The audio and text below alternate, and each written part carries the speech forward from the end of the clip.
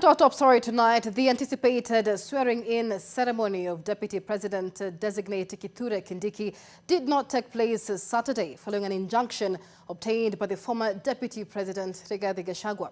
And while there are several interpretations of what this means, legal experts believe the country might be without a Deputy President for an undefined period. As Bridget Ngana reports on the visible and behind-the-scenes tussles between Deputy President William Ruto and his estranged former Deputy Rigathi Gachagua. Take a look.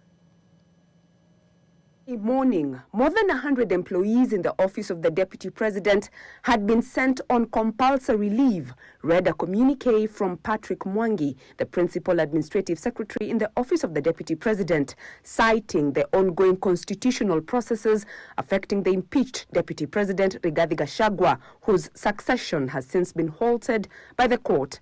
But even the best legal minds in the country seem unclear in the interpretation as to whether the conservatory orders obtained by Rigathi Gachagua imply he is still the substantive second in command after President William Ruto. Our conservatory order is a 360-degree order.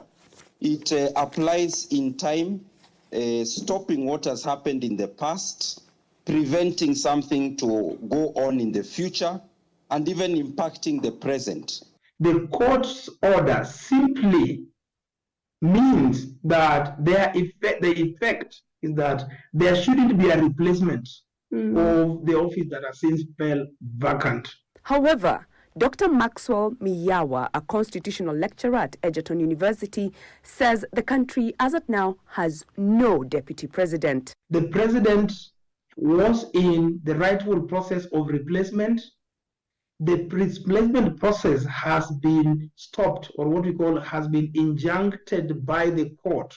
So currently, as we speak, there is nobody that can be said to be the Deputy President of the Republic of Kenya. By law, President Ruto has 60 days to nominate Rigathi's successor, but the entry of the judiciary in this process, even after the National Assembly received the nomination of and voted in Professor Kithure Kindiki as the designated Deputy President, changes the timelines of when the country will see a new Deputy President sworn in.